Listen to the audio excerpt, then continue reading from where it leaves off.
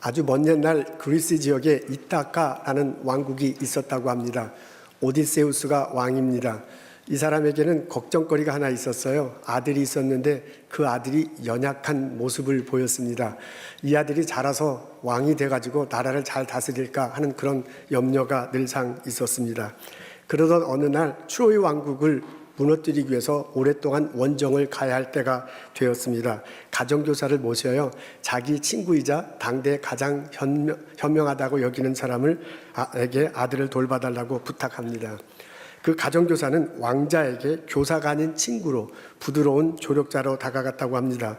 1대1로 교육했어요.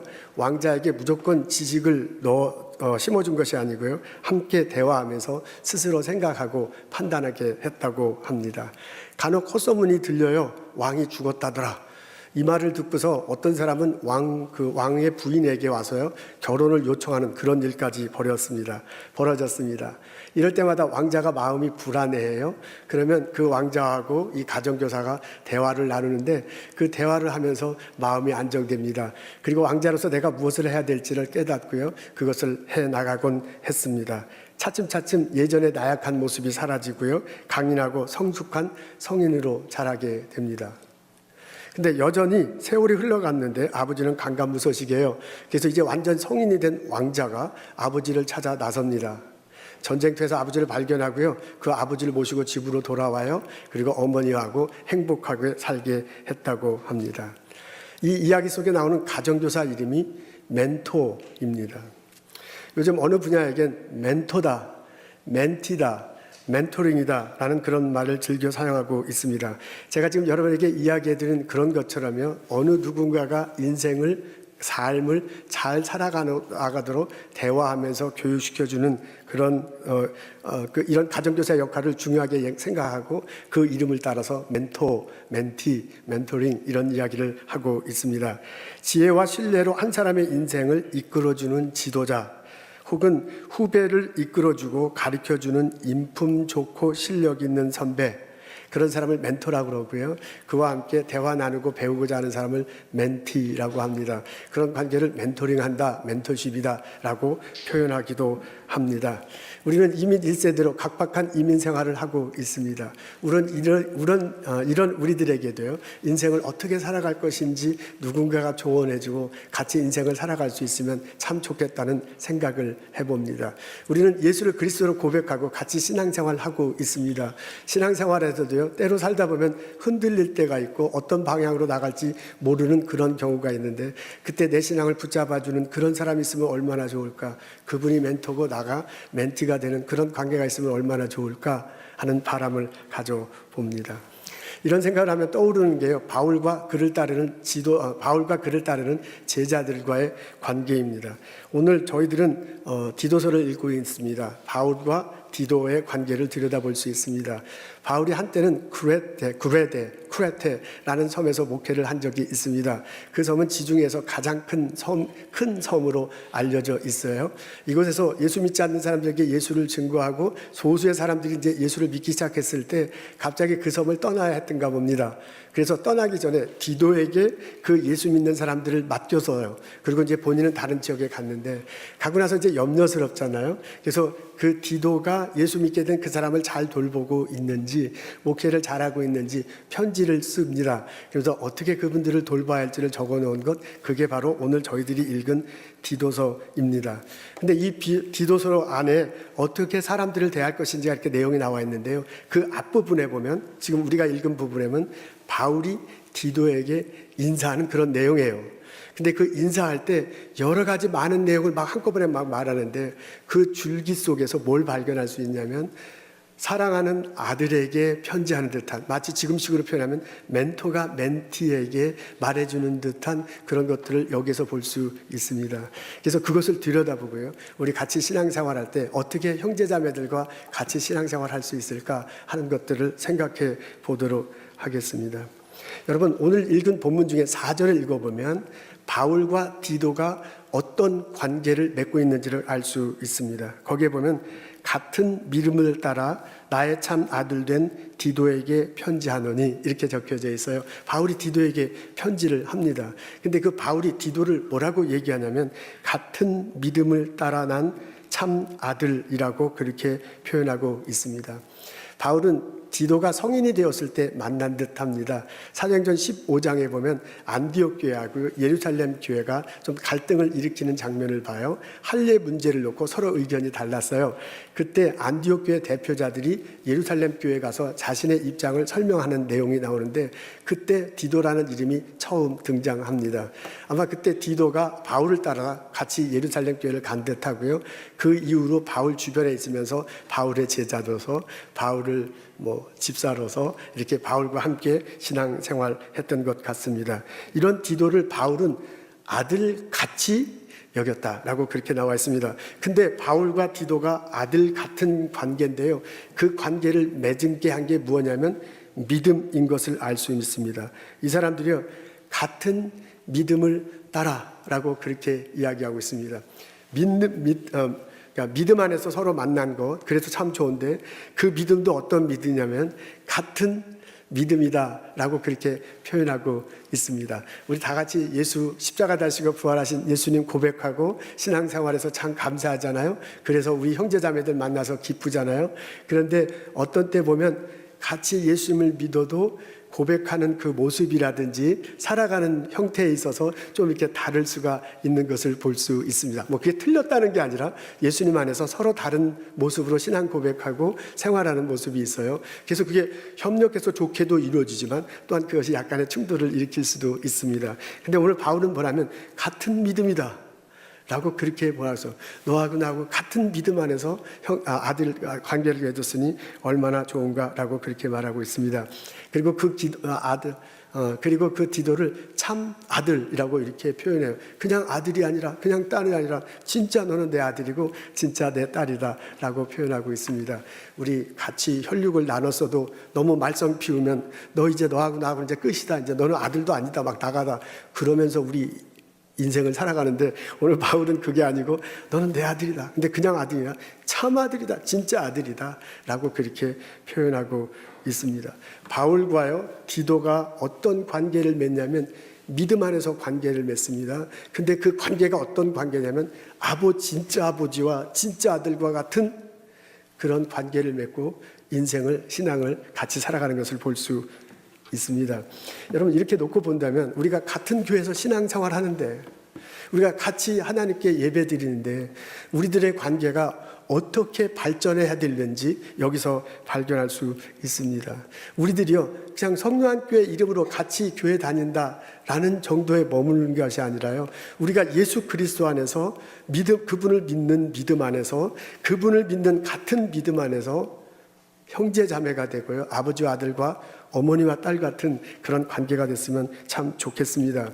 근데 그 관계의 핵심은 뭐냐면 그 관계의 밑바탕에 깔려 있어야 되는 건 뭐냐면 십자가 달시고 부활하신 예수 그리스도에 대한 믿음입니다. 우리들과의 관계가 같은 속원이니까 관계가 있다. 그것도 참 좋은 것 같아요. 그죠? 그리고 우리가 취미가 같아요. 운동하는 취미가 같으니까 당신하고 나하고 좀 더 긴밀하게 같아지고 같은 업종에서 일하시는 분, 같은 연구 분야에서 일하는 분들이 서로 이렇게 좀 더 친밀해질 수 있죠. 같은 학교에 다니기 때문에 좀 더 친밀해질 수 있죠. 그래서 같은 교회 다녀서도 그렇게 엮어지면서 서로 이렇게 친밀한 관계를 맺을 수 있습니다. 그게 꼭 나쁘다는 것은 아니죠. 그것도 우리를 서로 인생을 풍성하게 하고요. 사람들과의 관계를 깊게 하기 때문에 도움이 됩니다.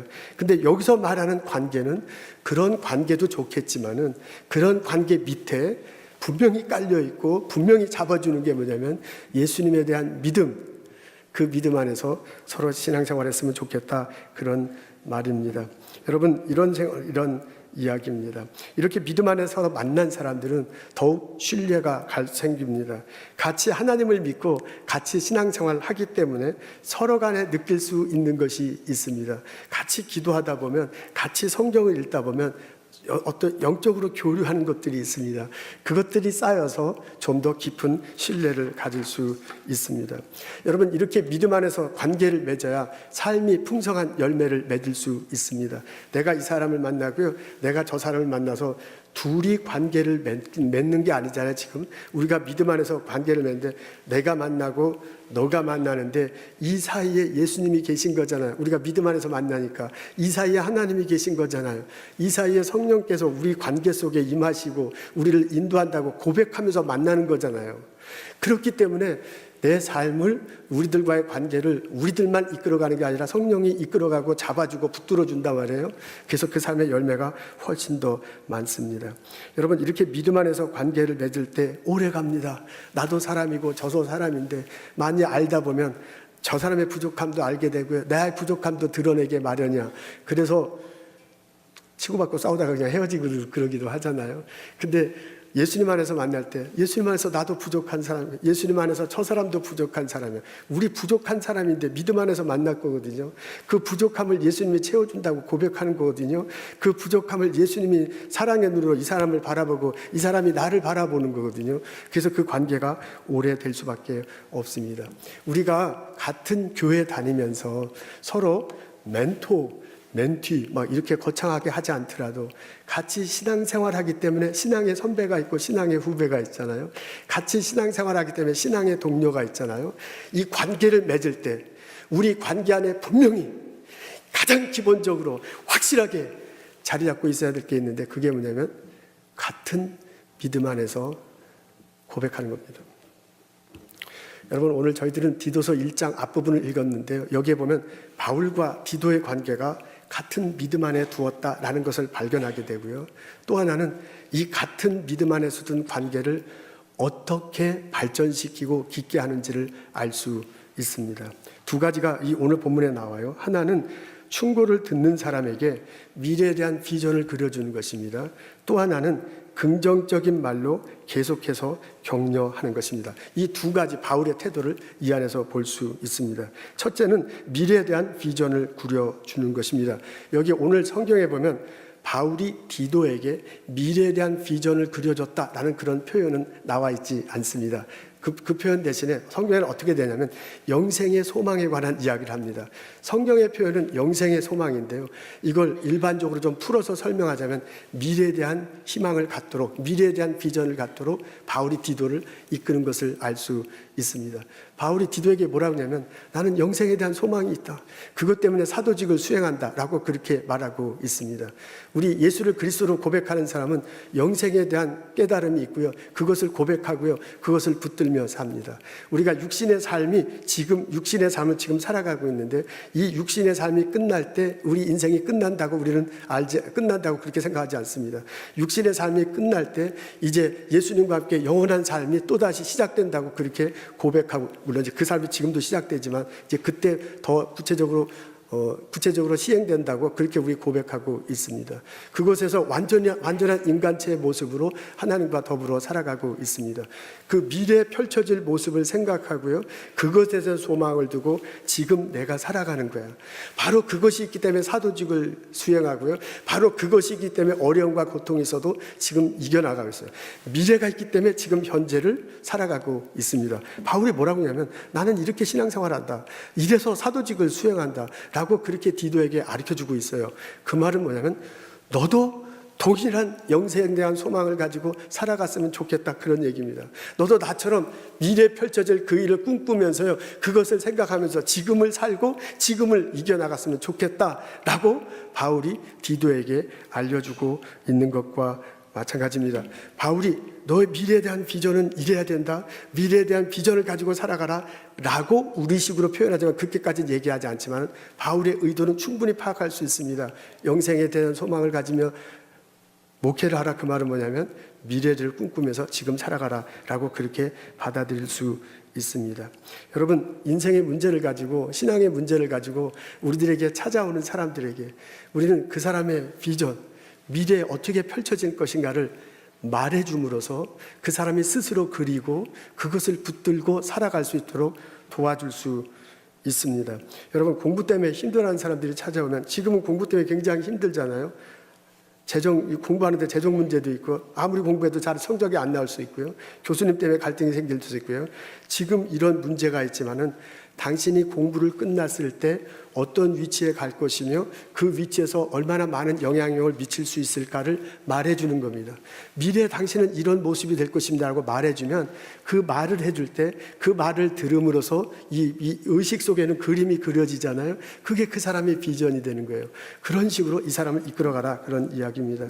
회사 내에서 동료들과 갈등이 있을 수 있습니다. 그 갈등은 이렇게 해야 돼, 저렇게 해야 돼 라고 말할 수도 있지만 그 갈등을 극복했을 때 당신이 어떤 위치에 가 있을 것이고 그 위치에서 이 회사를 위해서 어떻게 공헌할 수 있을 것이고 다른 사람을 어떻게 도와줄 수 있을 것을 얘기해 주는 거예요. 그 얘기를 들을 때 지금은 갈등 속에 있지만 앞날에 내가 저렇게 변할 것이다라는 게 머릿속에 의식 속으로 그려지잖아요. 그게 그 사람의 비전이 되는 것입니다. 그렇게 미래의 비전을 그려주도록 우리들에게 바울이 충고하는 것을 볼 수 있습니다.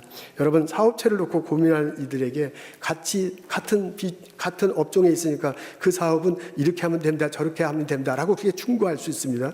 그렇게 할 뿐만 아니라 그 사업이 지금은 어렵지만 앞으로 잘 됐을 때 어떻게 될 것인가를 말해줌으로써 비전을 그려주고요, 앞날을 생각하면서 나갈 수 있도록 도와줄 수 있습니다. 여러분, 신앙생활은 항상 좋은 일만 펼쳐지는 게 아니잖아요. 지금 내가 예수님 때문에 살고 내가 찬양할 때 눈물이 나고 말씀을 붙들자마자 가슴이 뛰는 이런 일이 매일 있으면 얼마나 좋겠냐마는, 그런 때도 있지만 감사하게도 그렇지 않을 때도 있잖아요. 그렇지 않을 때도 있을 때 그것 때문에 신앙의 문제를 놓고 갈등하고 괴로워할 때 그 사람의 얘기를 들어주면서요, 미래에 펼쳐질 모습을 그려줄 수 있습니다. 지금은 이렇지만 이 어려움을 극복하고 난 다음에 당신이 주님 앞에서 어떻게 설 수 있을지, 신앙인으로서 성숙한 자세로 어떻게 살아가는지, 당신을 보고 사람들이 얼마나 많은 영적 영향을 받을 건지 미래에 펼쳐질 일을 말해줄 수 있다는 거예요. 그 말해주는 소리를 들을 때 의식적으로 무의식적으로 그림이 그려집니다. 그게 그 사람의 비전이 될 수 있습니다. 그렇게 사람을 이끌어가는 것이 좋겠다라고 넌지시 바울이 디도를 통해서 우리들에게 말해주고 있습니다.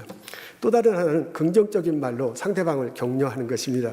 오늘 성경에 보면 긍정적인 말로 격려하라 라는 그런 표현은 나오지 않습니다. 근데 바울이 어떻게 얘기하냐면 예수 그리스도의 은혜 안에서 평강이 너에게 있을지어다 라고 그렇게 말합니다. 성경은 예수 그리스도의 은혜 안에서 평강이 있을지어다 라고 축복하는 이 말을 풀어서 우리들 쉽게 얘기하자면 믿음 안에서 이 사람을 격려하는 그런 모습으로 받아들일 수 있습니다. 첫째, 미래에 대한 비전을 그려주는 거예요. 둘째, 믿음 안에서 격려하는 것입니다. 여러분, 내가 사람들이 문제가 생겼을 때 나와 그 사람이 고통스러워하고 힘들어할 때 마음속에 그냥 내려놓으세요. 마음속에 평안이 있을지어다 라고 말한다고 해서 그 사람이 내려놓아지나요? 마음속에 평안이 있을지어다 한다고 평안이 생기나요? 내가 지금부터 이 감정을 잘 조절해야지 해서 감정이 조절되는 게 아니잖아요. 그렇게 조절하는 사람도 있어요. 그죠? 막 이렇게 헷가닥 넘어지고 저렇게 헷가닥 넘어지는 상황에서 자기 감정을 잘 조절하는 사람이 있어요. 그것도 참 은사죠. 그것도 참 축복이에요. 근데 대부분의 사람들은 자기 감정을 참 조절하기가 어려워요. 나 스스로 감정을 이렇게 조절되면 나한테 찾아오지도 않았어. 나한테 찾아와서 어려움을 얘기하고 신앙의 갈등을 얘기할 때는 자기가 이게 조절이 잘 안 되기 때문에 와서 얘기하는 거거든요. 그 사람을 내가 어떻게 말해서 그 사람을 바꾸기 정말 어려워요. 근데 지금 바울이 뭐라 하면, 바울이 이 사람을 디도를 바꿔놓는 게 아니라요, 하나님의 은혜가 너한테 함께 하시다. 하나님의 은혜가 너한테 함께해서 평화가 있을 것이다 라고 그렇게 축복을 선포하고 있습니다. 그렇게 기도하는 마음으로 하나님의 은혜가 있는, 예수님의 은혜가 있음을 디도에게 말해주는 소리를 들을 수 있습니다. 이런 모습을 볼 때요, 바울의 이런 태도에서 우리가 배울 수 있는 게 뭐냐면 믿음 안에서 상대방을 격려하는 것입니다. 여러분, 나에게 어떤 사람이 나에게 와서 충고를 구할 때 그 사람이 이렇게 찾아왔을 때 상대방의 이야기를 잘 들어주는 것이 참 중요한 것 같습니다. 상대방이 너무너무 답답해서 지금 와서 얘기를 하는 거거든요. 그러면 처음 얘기를 하면 저 사람이 얘기할 수 있도록 처음부터 끝까지 다 털어내놓을 수 있도록 들어줘야 되는데, 근데 우리는 이제 성급해가지고 빨리 이거 막 충고를 해야 된다고 생각해서 말도 하기 전에 막 내 얘기 다 얘기해버리고 1시간 만났는데 50분 동안 내가 다 얘기하고요, 10분 동안 저 사람 얘기하는 이제 내가 너무 의욕을 보인 거죠. 근데 그 의욕은 상대방한테 별로 도움이 안 되는 것 같아요. 안 돼요. 그죠? 상대방이 얘기할 수 있어야 돼. 상대방이 터놓을 수 있어야 돼. 내가 그 문제 어떻게 해결해? 해결 못해도요, 상대방은 알고 눈치껏 울며불며 다 터놓을 수 있도록 얘기하도록 해주고요. 나는 그 얘기를 들어줘야 합니다. 다 듣고 난 다음에 나의 경험의 일부를 얘기해 줄 수 있습니다. 그리고 그 사람이 생각하고 결정할 수 있도록 유도할 수 있습니다. 그리고 그 사람이 나에게 한 비밀을요, 말을 절대로 다른 사람에게 얘기하면 안 돼. 그건 비밀이야. 그건 나 죽었다 깨나도 다른 사람에게 절대로 얘기하지 않습니다. 그냥 그 사람이 얘기한 걸 동네방네 다 얘기해버리면 그것은 참 곤란한 일이 벌어집니다. 이런 상식선에서 우리가 나를 찾아와서 고통을 말하는 그 사람에게 이렇게 대할 수 있을 것입니다. 이게 참 도움이 됩니다. 이게 참 좋습니다. 근데 바울과 디도에서 관계에서는요, 이것보다 더 깊은 단계가 있어요. 그게 뭐냐면 믿음 안에서 상대방을 축복하고 격려하는 것입니다. 나와 이 사람과의 만남이요, 나와 이 사람과만 여기에 있는 게 아니라 예수 믿는 내가 있고요, 예수 믿는 당신이 있고, 예수 믿는 게 우리가 여기 있다면 이 자리에 성령께서 함께 하신다. 성령이 말할 수 없는 탄식으로 우리를 위해서 기도한다잖아요. 우리가 정말 성경을 믿는다면, 우리가 정말 예수 그리스도를 고백한다면 그분이 말할 수 없는 탄식으로 성령의 모습으로 우리와 함께 하신다 그러잖아요. 그걸 고백하고 내가 이 사람을 만나고요, 그걸 고백하고 이 사람이 나에게 말할 수 있습니다. 그렇다면 우리가 이걸 고백하고 만난다면요, 내가 당신의 얘기를 들어보니 이건 정말 우리가 해결할 수 있는 일이 아닙니다. 우리도 해결해야죠. 우리도 노력해야죠. 근데 우리가 그렇게 하기도 하지만은 이건 정말 같이 기도해야 할 문제입니다. 이것은 하나님께서 개입하실 일입니다. 이것은 성령께서요, 우리에게 갈 길을 인도해 주시고요, 우리에게 풀어주시고요, 우리에게 해결해 주셔야만 이건 될 일입니다. 라고 고백하고요, 믿음 안에서 상대방을 격려할 수 있습니다. 믿음 안에서 우리 같이 기도하면서 이 문제를 해결해 나갈 수 있습니다. 라고 상대방을 격려할 수 있을 것입니다. 오늘 성경에 보면 두 가지 태도가 나와요. 상대방이 어려운 점에 나한테 찾아왔을 때 그 사람에게 이 문제가 해결됐을 때 어떤 일이 벌어질까, 미래에 대한 비전을 그려주고 대화를 하는 거예요. 또 하나는 이 사람과 대화 나눌 때 우리 같이 할 얘기 다 하고 같이 울고 같이 손잡고, 이것도 좋지만 우리 하나님께 같이 기도하십시다. 성령께서 들어주십니다. 성령께서 해결해 주십니다. 믿음 안에서 격려하는 것, 그것이 필요할 것입니다. 여러분, 오늘 성경에 보면 이렇게 바울이 디도를 권면하면서 바울 자신은 어떻게 살아가는지 여기에서 말하는 것을 알 수 있습니다. 멘토는 잘났고 멘티는 못나서 멘토가 멘티한테 막 말해주는 그게 아닌 관계를 여기에 볼 수 있습니다. 여기 보면 1절 하반절에 뭐라 하냐면 경건함에 속한 진리의 지식이라고 이렇게 표현되어 있어요. 이걸 막 짧은 구절 안에 막 압축해놔서 막 그 소리 같은데요. 이걸 풀어놓자면 이렇습니다.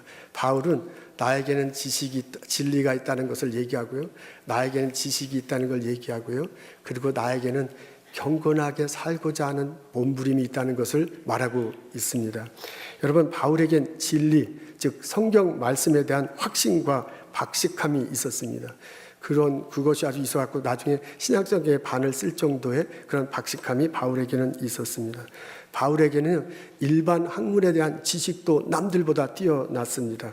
정통 유대인 집안에서 살았고요, 훌륭한 선생님 밑에서 살아서 나는 가마리엘 문에서 공부했다, 난 누구 밑에서 박사학위했다, 뭐 이런 식하고 똑같은 거거든요. 그렇게 말할 정도로 지식이 충만한 사람이었습니다. 그러면서 뭐라고 하냐면은 나에게는 경건함이 있다 라고 말하고 있습니다. 여러분, 바울 시대 때요, 바울보다 구약을 더 많이 아는 사람 분명히 있었을 것입니다. 여러분, 바울이 생활하던 시대요, 바울이 갖는 세상적인 지식보다 훨씬 더 많이 아는 사람 분명히 있었을 것입니다. 근데 왜 바울이 뛰어나냐면 그 진리하고요, 그 지식이 예수 그리스도를 만나고요, 그 예수 안에서의 헌신과 고백 안에서 이게 같이 합해졌다는 거예요.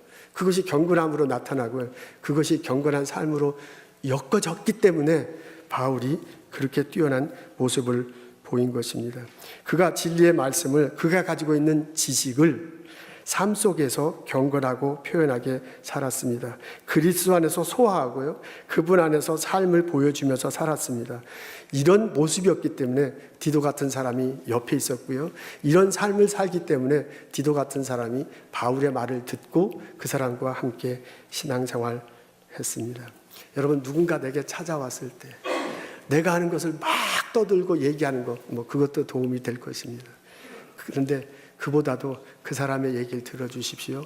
아파할 때 같이 아파하십시오. 그리고 해야 될 게 뭐냐면, 내가 그분을 위해서 기도하고 내 삶의 경건함의 삶을 보여주시면서 같이 살아야 합니다. 자신이 맡은 분야에서 최고가 될 정도로 박식한 지식을 쌓는 거 참 좋습니다. 근데 그것도 참 좋지만은, 성경에 대한 많이 아는 것, 그것도 참 좋습니다.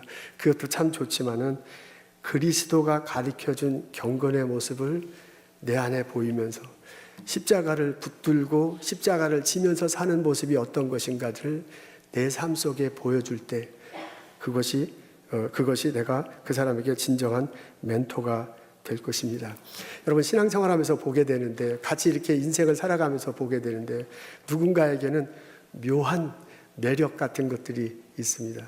그분이 성경에 대한 깊은 지식이 있고요, 그리고 삶 속에 자기 분야에 열심히 살아온 흔적이 있어. 그뿐만 아니라 예수님 안에서 헌신하고자 하는 모습, 그 마음속을 이렇게 느낄 때 그 사람에게 느껴지는 독특한 에너지, 그분께 느껴지는 독특한 향기가 있습니다. 그런 것들 때문에 사람들이 내 주변에 오게 하고요, 그런 것들 때문에 마음이 끌려서 그 사람에게 이야기를 듣고자 하고 하는 것을 볼 수 있습니다. 그렇게 누군가 나에게 올 때 내가 그분에게 신앙에 대해서, 삶에 대해서 보여주고, 그리고 같이 신앙생활 했으면 좋겠습니다. 여러분, 바울과 디도의 관계는 멘토와, 우리식으로 하면 멘토와 멘티의 관계예요. 근데 이 멘토와 멘티의 관계를 맺게 해주는 가장 기본이 뭐냐면 믿음입니다. 신앙입니다. 근데 이 멘토가 멘티에게 어떻게 하냐면, 너는 미래에 대한 비전을 그려주면서 이끌어가라, 그리고 그 사람 믿음 안에서 격려하라 라고 이런 모습을 가르쳐 줍니다. 그러면서 바울이 뭐냐면, 너 자신이 경건한 삶을 살아서, 너 자신이 십자가를 붙들며 살아서 그 사람으로 오게 하고, 그 사람하고 얘기하게 하고, 그 사람으로 하여금 신앙생활을 같이 하게 하라 라고 가르쳐주는 소리를 들을 수 있습니다. 우리 성령교회 안에서 이런 관계가, 이런 모습이 많이 생겨났으면 좋겠습니다. 이런 관계를 맺고 깊은 관계 안에서 서로 돕고 사는 사람들이 자꾸 생겨났으면 참 좋겠습니다. 멘토, 멘티 이렇게 막 거창하게까지는 아니더라도 우리가 나이가 비슷해도요, 같이 삶을 나누고요, 신앙을 나누고 서로 격려하면서 갈 수 있잖아요. 교회 그렇잖아요. 그런 관계를 맺으면서 살아가는 게, 그런 분이 내 옆에 있다는 게 얼마나 행복한 일인지 모릅니다. 그런 행복한 관계를 맺고 같이 신앙생활하는 나와 여러분 되시기를 주님의 이름으로 축원합니다. 이것은 찾을 수 있습니다. 내가 누구를 이게 직책이 있다 그래서, 내가 담임 목사라고 그래서 담임 목사 당신은 나에게 멘토가 좀, 그러기는 참 쉽지 않은 것 같아요. 직책이 있다고 그래서 그게 되는 것 같죠. 이게 그러니까 자기 이 신앙 삶 속에서 이렇게 은은한 향기를 펼쳐놔야 돼. 그래서 이제 사람들이 오는 거거든요.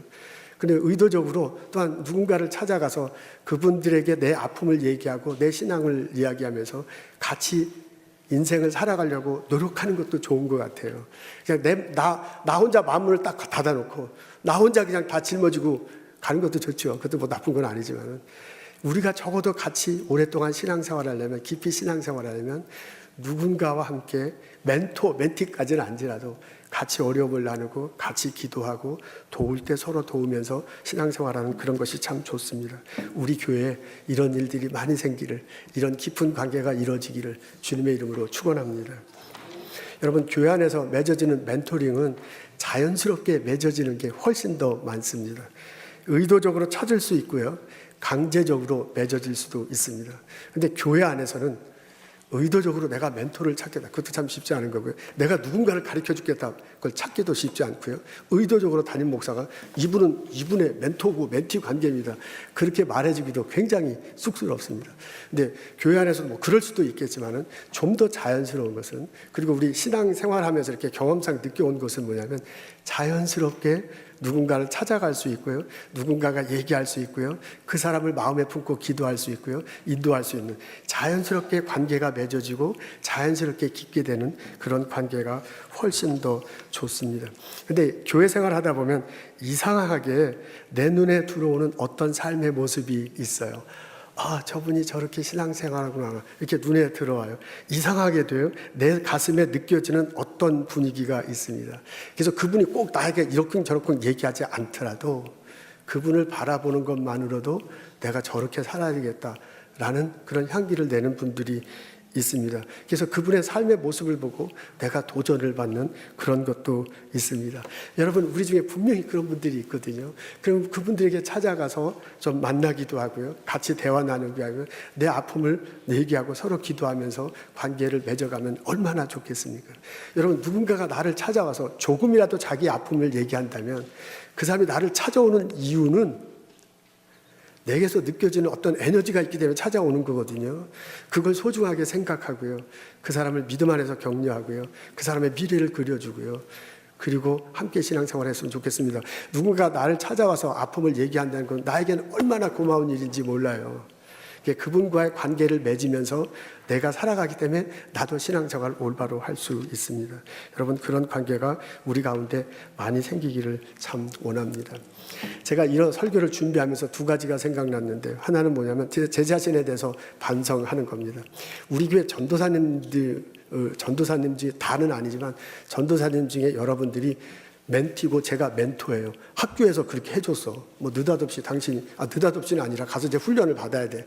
그래갖고 이제 제가 멘토가 되고 전도사님들이 멘티가 됐는데, 이제까지는 잘하고 있어, 잘해야 돼, 그렇게 얘기하고 점수는 잘 줬어요. 이렇게 하고 학교에 이렇게 보내곤 했습니다. 근데 제가 이 설교를 준비하면서 너가 정말 마음으로 품은, 마음으로 안 품은 건 아니야. 그 전도사인데 마음으로 품죠. 잘 되길 기도하고 그러죠. 근데 이제 미래에 대한 비전을 정말 그려주고요. 그 사람을 믿음 안에서 격려하고 뭐 그렇게까지 했는가. 그리고 정말 당신이 멘토로서 삶의 향기를 전도사님들에게 보였는가. 참 쑥스럽죠. 그래서 이제 그런 면에서 많이 반성을 했습니다. 앞으로는 그렇게 안 하겠다고 여러분 앞에 감히 이야기합니다. 또 하나 생각나는 것은 저희 어렸을 때 할머니 권사님들이 생각이 났습니다. 저는 1960년도에 약대라는 데서 약대 감리교회를 다녔습니다. 지금은 부천시인데요. 부천시 약대동. 지금은 뭐 가보진 않았지만 전부 그냥 아파트촌으로, 완전히 그냥 아파트촌으로 이제 발전된 그런 곳입니다. 근데 1960년도에는 거기가 시골 중에 시골이었어요. 전부 교인들이 농사를 짓는 분이고, 전부 생활이 어렵습니다. 그래서 교인들도 어렵고 목사도 어렵고 막 전부 다 가난한 그런 동네였습니다. 근데 제가 그 교회를 왜 다녔냐면 우리 아버지가 그 교회 담임 목사이기 때문에 할 수 없이 교회를 다녔습니다. 그 교회 4명 혹은 5명의 할머니 권사님들이 생각나는데요. 이분들이 사모님이신 저희 어머니하고 매일 같이 붙어 다니는 거야. 같이 신방도 다니고 뭐도 하고 뭐 하는데, 가장 많이 하는 게 뭐냐면 아침에 와서 모여가지고요. 그분 4-5명하고 사모님하고요. 기도하고 찬양하고 성경을 읽는 그런 모습을 참 많이 봤습니다. 제가 생각할 때 그때 저희 어머님은 40대 초반이었던 것 같고요. 지금 제가 생각할 때 그때 내가 지금 할머니 권사님이다라고 말하는 분은 60대 초반이나 중반쯤 됐을 것 같습니다. 이분들이 일주일이면 한 4일 내지 5일은 교회 와서 기도하고 찬송하고 말씀 읽고 그런 거예요. 근데 제가 초등학교 2, 3학년 이럴 때 그 모습을 보는 게, 이 모임을 자주 봤는데요. 그 모습이 어린 내가 볼 때는 너무너무 웃긴 거야. 첫째로 내가 볼 때는 매일 똑같은 것을 반복해. 찬송가도 복의 근원 감리하라. 나의 갈 길 다 가도록 똑같은 찬송가, 레파토리가 있어요. 4-5개. 그거 똑같이 하고요. 찬송도, 기도할 때도 보면 똑같이 기도하고. 근데 그 지겹지도 않나 맨날 똑같이 그걸 하는 게 참 그게 웃겼습니다. 근데 이제 매일 모여서 기도하는데 그 기도 내용도요, 처음부터 끝까지 거의 기도 내용이 비슷해. 그리고 기도에서 많이 반복하는 게 뭐냐면 용서해달라는 거예요. 그래서 뭐 이렇게 잘못했길래 어제도 용서해달라는데 오늘도 또 용서해달라고 자꾸 저러는가 하는 것들이 참 그게 참 어려웠습니다. 근데 겨울에는 추우니까 여러분 미군 담요라는 거 아시죠? 제가 얘기한 적이 있는데 지금 뭐 젊은 사람들 잘 모르는데 옛날에 미군이 쓰던 담요가 있었는데요. 그걸 시장에서 팔았어요. 그게 사다가 거기다 그때는 고수톱이 없어요. 미나토, 화토도 치고 그거 가지고 자기도 하고 그러는데요.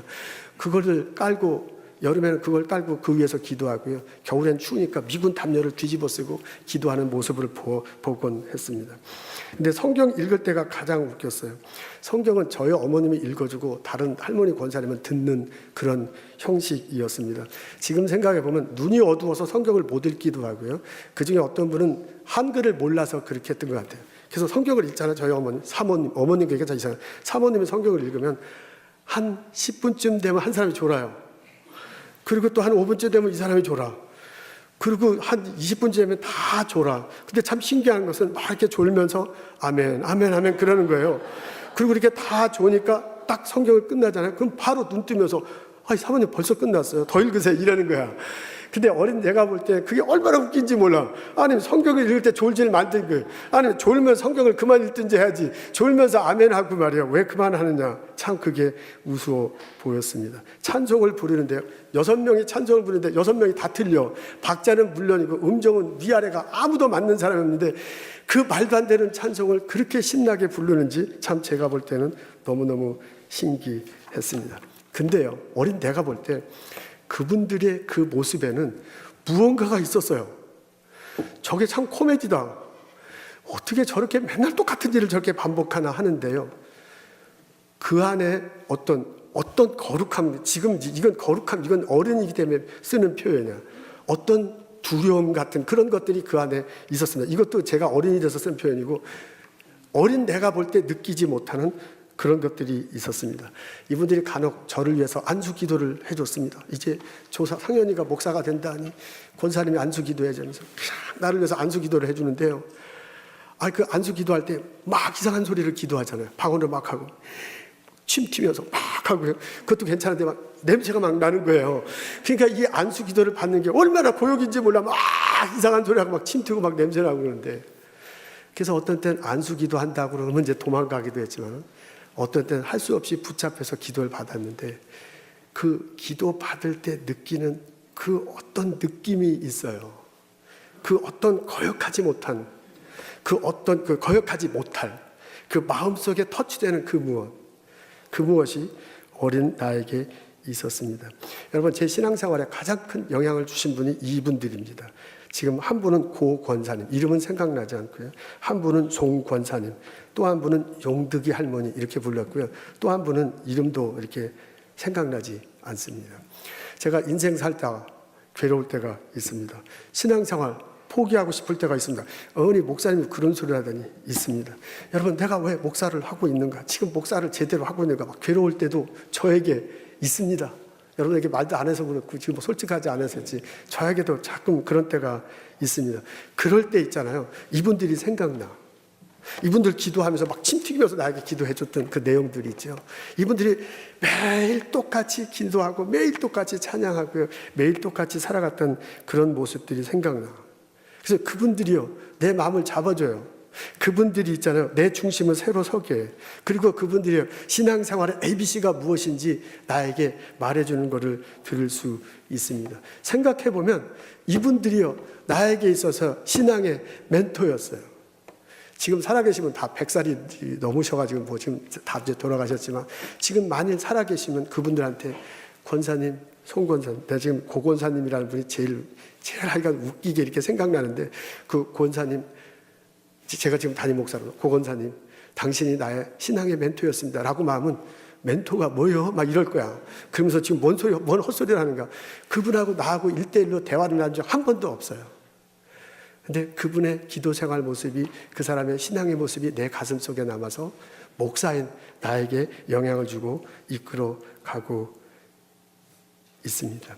여러분 교회 안에서 자연스럽게 신앙의 선배가 신앙의 후배가 만나서 같이 신앙생활을 했으면 참 좋겠습니다. 전혀 의도하지 않지만은 어떤 끌림이 있어요. 그 끌림 때문에 어려움을 나누고요. 삶을 나누고요. 그 끌림 때문에 만나서 손잡고 얘기하고요. 그리고 같이 기도하는 거예요. 신앙 안에서 멘토, 멘티 이렇게 거창한 표현 하면 좋겠죠. 그런 것들이 없더라도 당신은 나의 아버지고 당신은 나의 어머니 뭐 아들이고 딸 그런 거 없더라도 당신이 있기 때문에 내가 지금 신앙생활 할 수 있는 거예요. 그분 앞에 내가 신앙의 고민을 말하고요. 힘든 이민생활 같이 해나갔으면 참 좋겠습니다. 이 관계는 눈에 보이지 않아. 눈에 보이지 않지만 서로 관계를 맺어가고요. 이 관계는 깊이를 잴 수가 없어. 깊이를 잴 수는 없지만 나날이 깊어지는 그런 관계가 우리 안에서 서로 생겨났으면 참 좋겠습니다. 바울이 디도에게 전한 그 축복의 말씀이 우리들의 말씀이 되고 바울이 디도에게 전한 그 미래에 대한 꿈, 그것이 우리의 꿈이 될 것입니다. 성령님께 이런 관계가 점점 많아지고 이런 깊이 있는 관계가 되기를 주님의 이름으로 축원합니다.